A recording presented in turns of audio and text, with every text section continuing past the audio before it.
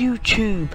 I am Mac making another video for you guys, and as you can tell by the title, we're going to be reviewing the Battlefield 1 beta. Now, recently, well, as in, like, 2 days ago, I installed the beta onto my Xbox One. Now, you can call me an addict, but I'm already ranked 23. Now, this game is, well, I've got very different, mixed views on this game so far, basically. Maps are absolutely huge. Well, this Sinai Desert, which is the map we are being given to play on in the beta, is huge. And the one problem I have with that is, as you're going to see here, I have to run for ages to try actually reach a battle. And that is the problem with Sinai Desert for me, is how long it can actually take before the game properly starts. I mean, the cliff lookout position A pretty sucks, because there's no real cover and you're miles away from everything else. So, you know, maybe they might want to change that a bit in the actual game, maybe add some last minute additions to the area of Sinai Desert. But away from how big the maps are, we've got to talk about team sizes. Now, Battlefield 1 is going to be the first Battlefield game that I'm going to properly get into. And am I going to be buying this game? Yes, definitely.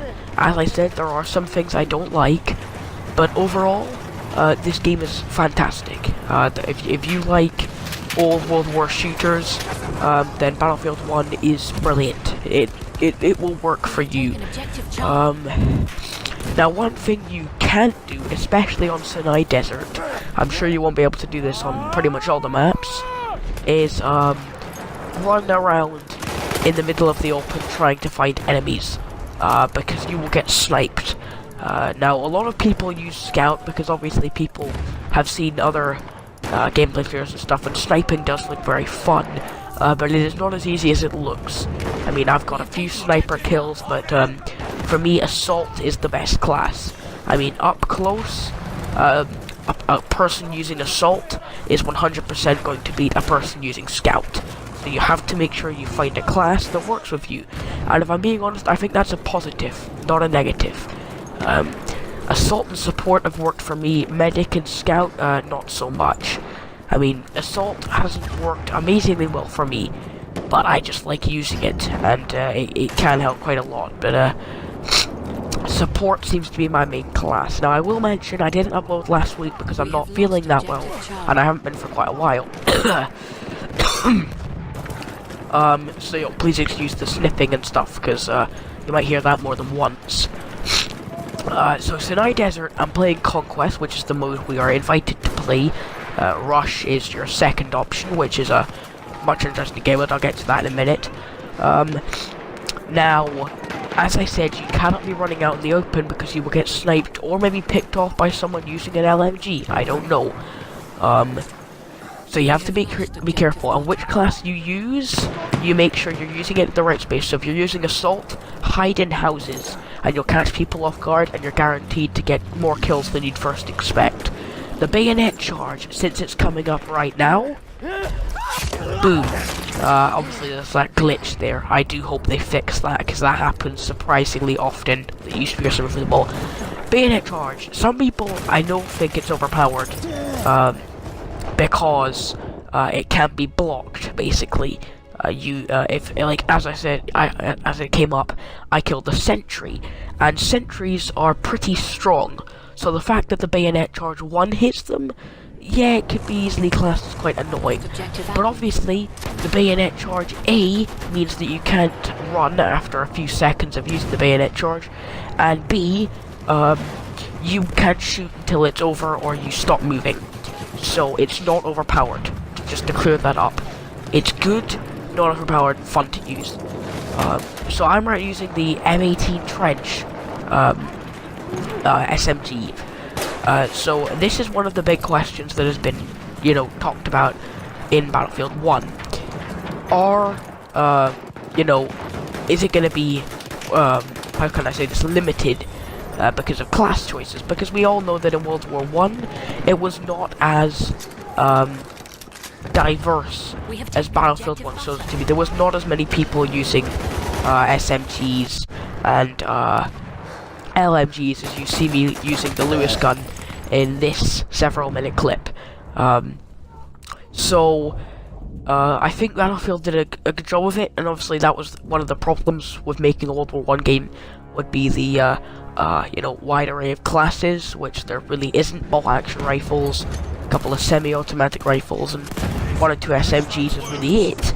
And they have actually managed to vary it quite well for a World War I shooter. We have objective so we obviously know that some of the maps have been confirmed. Obviously we know we're going to be in France quite a few times. Obviously here it's the British against the Turks, but I'm assuming it's in the middle of the Middle East, or Turkey Desert, something like that. I'm not too sure where it actually is. Sinai Desert. But no, we do, some of the maps are quite predictable. Trenches and all that sort of stuff, which I'm fine with. I kind of like the whole idea of trench warfare in a video game. I think it'd be quite interesting. So one of the things I really like about the game, then, the attention to detail that DICE and EA have put into this game is absolutely insane. It is honestly fantastic. Obviously, you'll have noticed me, you might notice me in this video, I can't remember if I actually did, go into vehicles. They have animations of going into vehicles instead. Usually, I'm sure in a video game, it would just put you in a vehicle, and that would be that, you'd just be in the vehicle. But they've actually put in animations, which is, it's little touches like that that I really appreciate. So I am very pleased that they did that.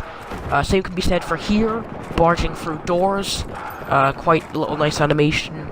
Obviously, the melee animations are brilliant. I think you'll see 1 or 2 melee kills in this video. So melee kills are very good.